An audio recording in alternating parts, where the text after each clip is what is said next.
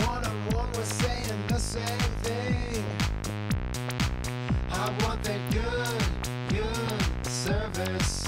I want that good service. Almost 1 trillion bags are consumed every year.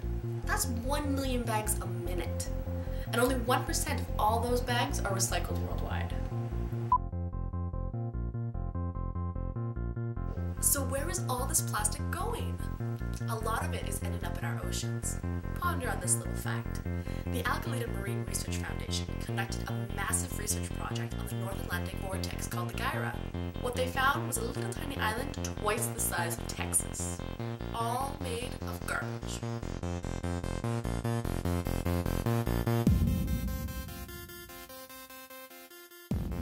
On the way to this oceanic garbage dump, or as I like to call it, New York, they also discovered that there was 6 times more plastic in the ocean than plankton.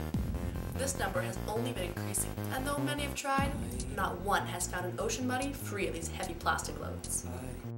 It's not hard to figure out why these levels are so high.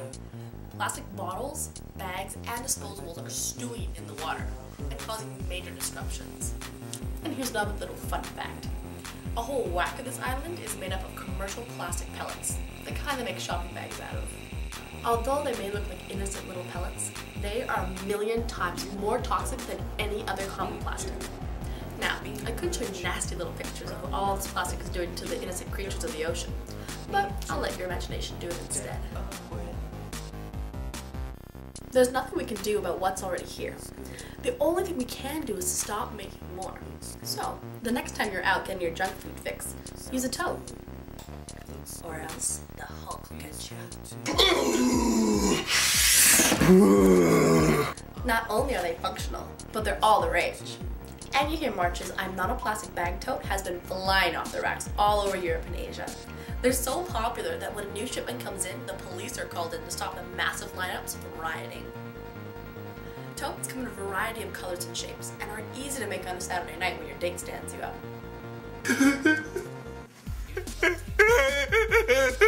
And if you need something to take your mind off your broken heart, take all those plastic bags under your sink and make a dress out of them.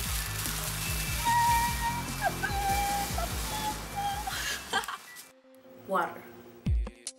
That little hydrogen-oxygen compound that we just can't seem to live without. It's right up there with air, food, and iPods. Today, North Americans drink more bottled water than coffee, tea, juice, or milk. What began as a fad has now wormed its way into our daily lives. Now, to be fair, bottled water can play an important role when our municipal water system has been disrupted, but it should not be considered a form of safe long-term hydration. That's right. That's right. We all know how bad the plastic bottles are, even the new supposed low plastic bottles. Let's take a look at what's inside the bottle. In 1999, the U.S. Natural Resource Defense Council conducted a major study on 103 different water brands. What they found wasn't pretty. Among the findings, the study showed that 1/3 of all the brands contained levels of contamination, including arsenic, mercury, and E. coli. 40% was actually just bottled local tap water, the best is yet to come. Since bottle companies are a private enterprise, they don't fall under the Public Water Act, meaning their water was put under less rigorous testing that led to lower purity standards than tap water. After recent review, nothing much has changed. 60 million bottles a day are being tossed into landfills. Times that by a year and you're way over 21 billion bottles. Not to mention that producing all those bottles burns through 1.5 million barrels of crude oil annually. That's enough fuel to keep 100,000 cars, or 2 Hummers, running for a year. Through relentless advertising, companies have turned bottled water into North America's cheapest status symbol. Now, with a splash of water and plastic, you can look active and healthy, even if you're down here McDonald's. So that leads us to the question, just how good is our drinking water?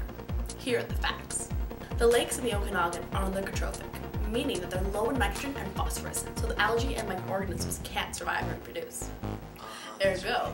What first goes into our filtration system is already above the mark.